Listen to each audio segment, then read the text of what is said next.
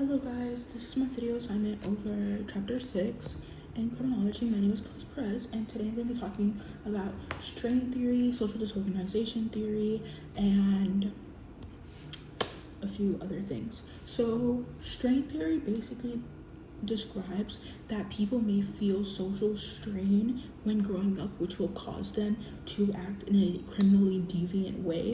So an example would be someone grows up in a household with a single mother who is not able to fully provide for them the way other children were provided for. So this then causes a mental strain, which leads to them committing acts to fulfill what they lacked in life. That would include, so this fulfillment would include stuff like financial gain or just the acquirement of new items to just help them feel achieved.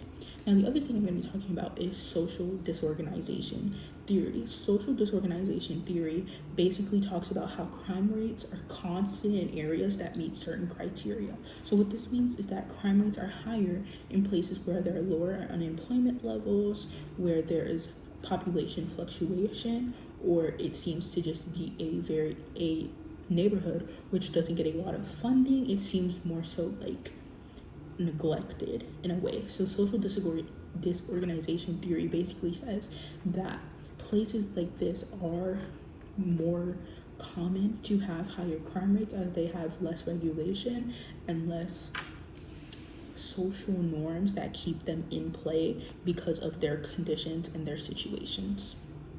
And that basically, once this crime begins, it becomes essentially a part of their culture and the society that they live in. Now, I'm also going to be talking about subcultural theory. So subcultural theory explains that in some societies, groups develop their own, all societies basically, groups develop their own type of values, norms, and cultures that different from the quote-unquote dominant culture in that society. So basically what this means is that people may act in criminal ways to fit in with this subculture. So a very broad and common example of that would be gang violence and just the culture of violence among teenagers or just groups who are trying to make themselves advance themselves.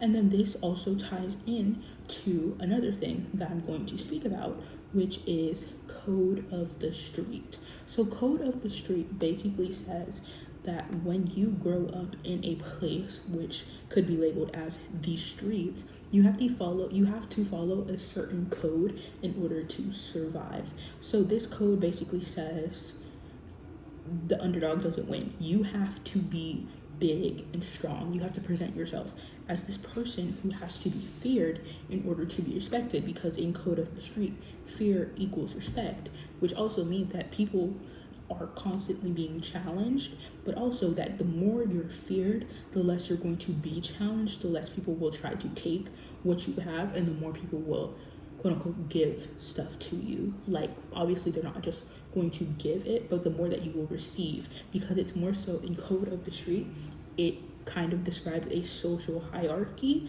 and if you follow this code well, then you end up at the top of the hierarchy, and those who do not follow the code, or they happen to fall below the needs or the requirements of the code, they tend to suffer because of this, because everyone thinks of them as insignificant and how they don't deserve respect for the most part, right? So what in situations such as this, a lot of times code of the street can also be in tune with families and stuff like that. So the code of the street could be taught in families simply because they don't want their children to fall behind, or that's because it's so deeply ingrained in them. So lastly, I'm going to be talking about structural factors that could help people in these situations break free from a cycle of violence and limited opportunity.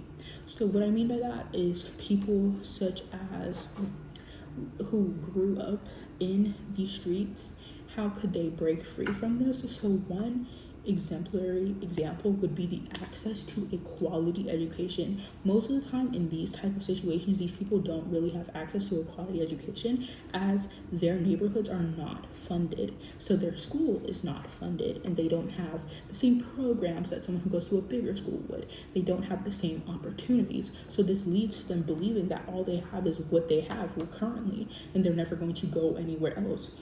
So giving people in these situations more quality education furthers them, and it also really helps to boost their ambition and their confidence in themselves. A person who is stuck in the exact same situation with the exact same factors will never think there is a way out. It's like they are stuck in this constant loop and they don't feel like there is a way out. So a quality education will give them the opportunity, and it will show them that there is a way out.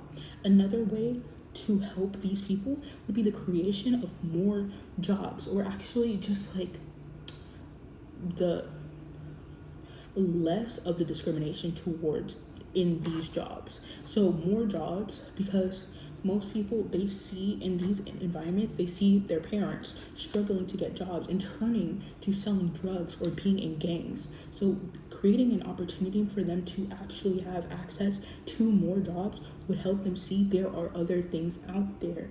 And then also lastly would have to be mental health support. So many of these people believe that mental health is fake, and that is why they are stuck in these trauma cycles in which they end up traumatizing their children or the people around them simply because they don't believe mental health is a real thing, that they don't realize that the way they grew up is impacting their everyday life. So access to mental health support and counseling could do a lot for these people.